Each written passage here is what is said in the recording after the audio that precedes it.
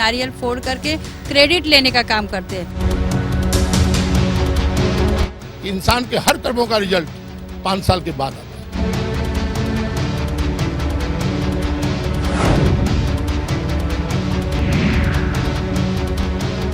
नमस्कार, मैं हूं सलामत अली और स्वागत है आप तमाम लोगों का मुंबई की आवाज़ में। मुंबई की आवाज़ में आज हम एक ऐसा मुद्दा उठा रहे हैं जिस पर कहीं ना कहीं राजनीति देखी जा रही है और जातवाद जो है वो साफ तौर पर देखा जा सकता है। जहां एक और राज्य सरकार ने जयंती की जो लिस्ट डिक्लेयर की है उसमें तमाम वो लोगों के नाम है, लेकिन उसमें से मुस्लिम्स लोगों के नाम जो है वो निकाल दिए गए हैं। हालांकि इस पर राजनीति जो है वो शुरू हो चुकी है। कई दल जो है इस पर अपने अपने बयानबाजियां दे चुके हैं। आम जनता क्या चाहती है, आम जनता क्या अपनी राय पेश करती है, वो एक एक कर हम तमाम लोगों से जानने की कोशिश करेंगे। हम बांद्रा में मौजूद है और बांद्रा के रहवासी हमारे साथ मौजूद है। एक एक कर उनसे जानेंगे कि उनकी राय क्या है। क्या मुसलमानों के नाम पर जिस तरह से उनका नाम जयंती के लिस्ट से हटा दिया गया है, क्या उनका नाम फिर शामिल करना चाहिए, किस तरह से, क्योंकि देश की आज़ादी की यदि बात की जाए तो सिर्फ हिंदुओं ने नहीं बल्कि मुसलमानों ने भी उतना ही बलिदान दिया है जितना एक हिंदू ने दिया है। उस वक्त न हिंदू देखा गया था, न मुसलमान देखा गया था, उस वक्त सिर्फ देश देखा गया था और देश के लिए हर किसी ने बलिदान दिया है। लेकिन बलिदान देने के बाद अब जिस तरह का माहौल बन रहा है उसको लेकर जनता क्या कहती है, जनता क्या चाहती है, ये एक एक कर हम जानने की कोशिश करेंगे। हमारे साथ तमाम लोग मौजूद है। शान इलाही जी मौजूद है। शान, क्या कहना चाहेंगे जिस तरह से अब ये राजनीति खेली जा रही है, इस पर सबसे पहले तो आप किस तरह से देखते हैं? सबसे पहली बात तो बड़े शर्मनाक बात है ये कि राज्य सरकार ने ऐसा फैसला लिया कि मुसलमानों को कैलेंडर से ही गुल कर दिया और थोड़े दिन में हो सकता है इस देश से गुल कर दे। क्योंकि जिस तरह देश की आज़ादी के वक्त ऐसे महान महान हस्तियाँ थीं, मौलाना अब्दुल कलाम आज़ाद, और हमारे मुसलमानों में ऐसी ऐसी नामचीन शख्सियत थी जिन्हें आज एक छुट्टी, ना केवल छुट्टी कहा जाए, उसे उनके देश के लिए उन्होंने इस मिट्टी में आज भी उनके खून की महक आती है। आज वो थे तो आज हम जी रहे हैं उनका नाम ले लेके। तो आज ये लोगों ने अपनी जयंतियाँ, अपनी छुट्टियाँ, अपने लोगों के नाम ले लेकर, जिसकी कोई चीज़ें की मतलब अहमियत नहीं रख सकते, ऐसी चीज़ों को ये लोगों ने एक प्रावधान दिया गया है। तो राज्य सरकार, केंद्र सरकार, सभी से हमारी ये गुजारिश और विनंती है कि अगर जल्द से जल्द ये नया जीआर पास करके, और उन तमाम मुसलमान लीडरों से ये विनंती की जाती है कि सत्ता की राजनीति खेलना बंद कीजिए और लोगों के हित में काम कीजिए। ये जो विषय है ये सिर्फ और सिर्फ मुसलमानों को टारगेट किया जा रहा है। आज ये लोग ये कर रहे हैं, कल ये कहेंगे ये मुसलमानों का देश नहीं है, आप पाकिस्तान में जाके रहिए। तो हम ये कदापि बर्दाश्त नहीं करेंगे और इन्हें इंशाअल्लाह ताला 2017 के महानगर पालिका इलेक्शन नजदीक है, इन्हें ये दिखा देंगे कि मुसलमानों की असली ताकत क्या है। इसके अलावा हमारे साथ और भी लोग मौजूद हैं, उनसे एक एक कर बात करने की कोशिश करेंगे और साथ ही साथ जानेंगे कि उनकी क्या राय है जिस तरह से राज्य सरकार ने जो फैसला ले लिया है उस पर ये क्या सोचते हैं और क्या उसमें बदलाव किस तरह से किया जाना चाहिए। आपसे जानना चाहेंगे आप किस तरह से इसे देखते हैं, जिस तरह से जयंती का जो लिस्ट है उसमें से मुसलमानों का नाम जो है वो मिटा दिया गया है, आखिर किस तरह से आप देखते हैं?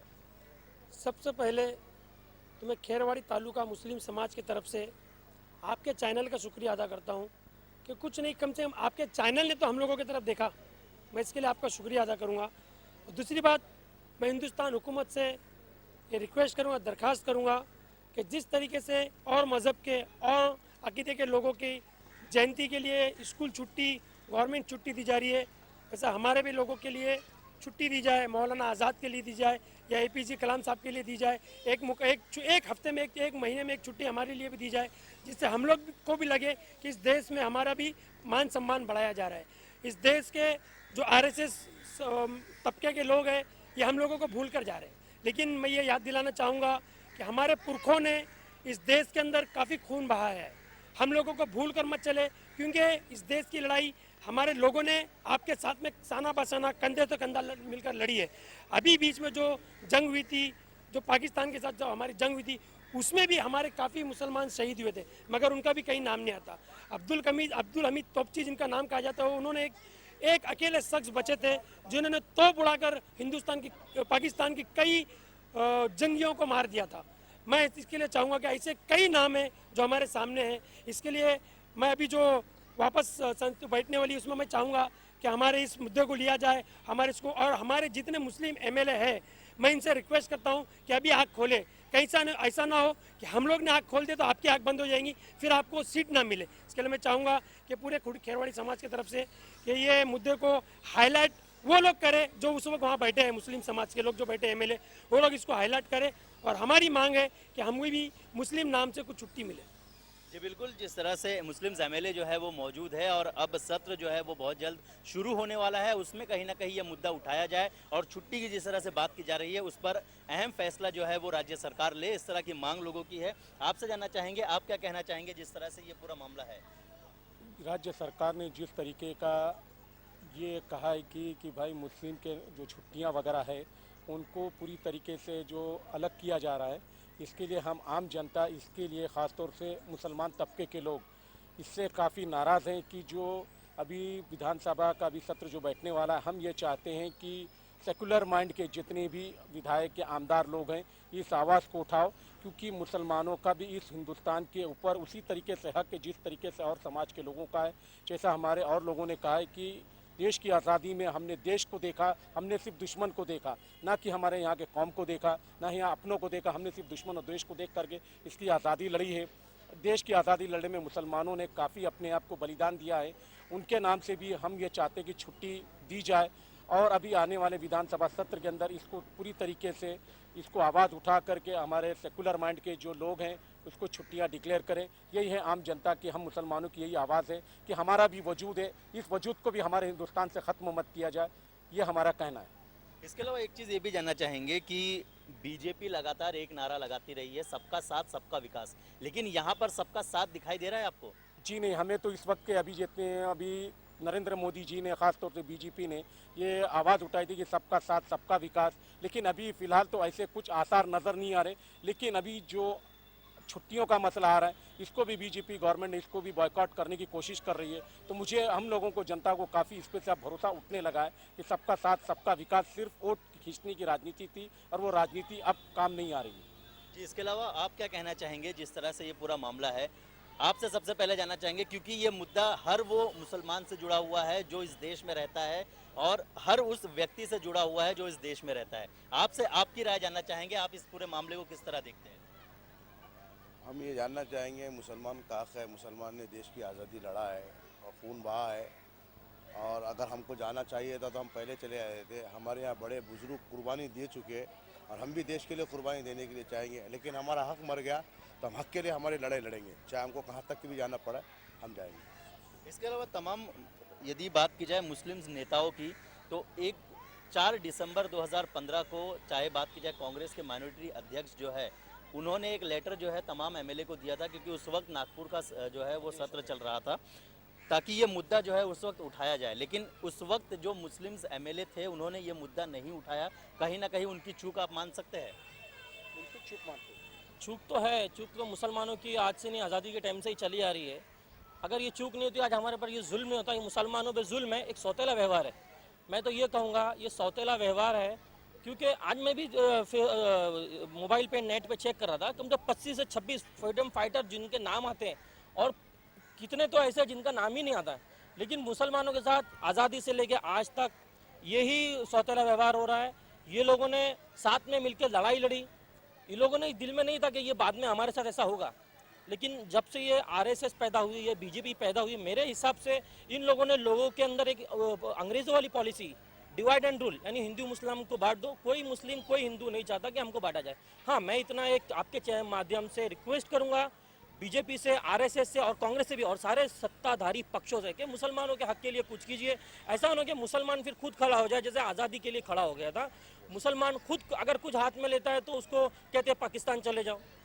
बीजेपी के एमएलए एमपी का यही एक फंडा होता है, भाई आप पाकिस्तान क्यों जाएं भाई, हमारे बुजुर्गों ने ये खून बहाया है, इस मिट्टी में हमारा खून है, हम इसको छोड़ के नहीं जाएंगे। आप चाहिए तो आप कहीं भी चले जाओ, हम इसको नहीं छोड़ेंगे। और हम इसीलिए जय हिंद, जय भारत, जय महाराष्ट्र और नारे तकबीर अल्लाह अकबर कहते हुए इस लड़ाई को आगे बढ़ाएंगे, इसको छोड़ेंगे नहीं। जी बिल्कुल, यदि बात की जाए मुस्लिम्स की, तो मुसलमान लोगों ने भी उस वक्त उतना ही बलिदान दिया था। चाहे मौलाना आज़ाद की बात की जाए, उनके लिए ना सिर्फ जवाहरलाल नेहरू बल्कि उनके लिए महात्मा गांधी ने भी कई सारी बातें जो है वो कही थी। उस वक्त के दौर पर जब मौलाना आज़ाद का इंतकाल हुआ था, उस वक्त गांधी जी की बात की जाए या फिर जवाहरलाल नेहरू की बात की जाए, उन्होंने कहा था कि देश के लिए एक बहुत बड़ा झटका है। और इस तरह का नेता जो है वो आज़ादी के लिए जिस तरह से उन्होंने लड़ाई लड़ी थी और आगे विकास, देश का विकास जिस तरह से उन्होंने सोचा था वो शायद ही कोई सोच पाता। इस तरह के बयान उस वक्त के नेताओं के थे, अब कहीं ना कहीं उसे भुला दिया जा रहा है। आखिर क्यों ऐसा किया जा रहा है? क्या आपको लगता है कि आखिर क्यों इस तरह के जो मुसलमान जिन्होंने देश की आज़ादी के लिए लड़ाई लड़ी है उनके बलिदानों को मिटाया जा रहा है? देखिए, ये अब खुला खुला चैलेंज हो गया है। अब पहले कहीं ना कहीं ये एक बिहाइंड द कर्टेन, ये पर्दे के पीछे बातें चला करती थी, लेकिन जब से भाजपा का राज आया है इस देश में, एकदम खुलेआम कोई सांसद, कोई आमदार, कोई नगर सेवक अपने आप को देश का रक्षक कहने लगा है और मुसलमानों पर खुलेआम टारगेट करने लगा है।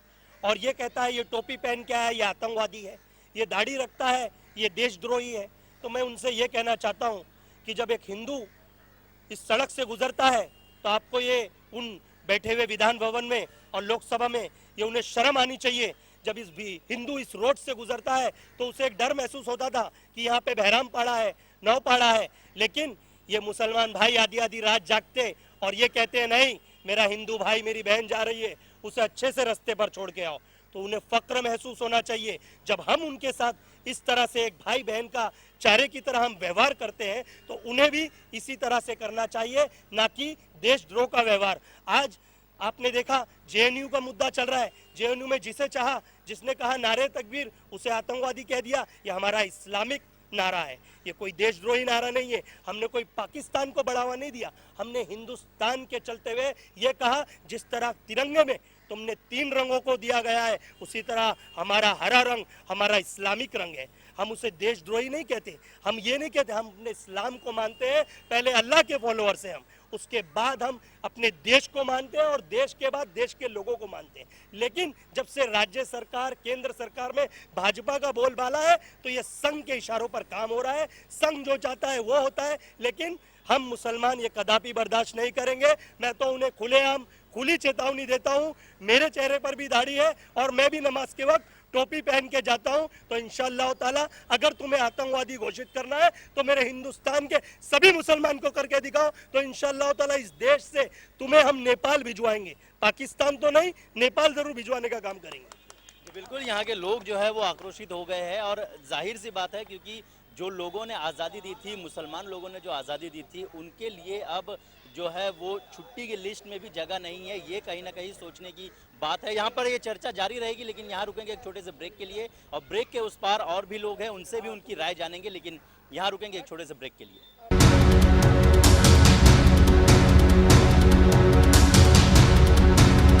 नारियल फोड़ करके क्रेडिट लेने का काम करते हैं। इंसान के हर कर्मों का रिजल्ट 5 साल के बाद आता है।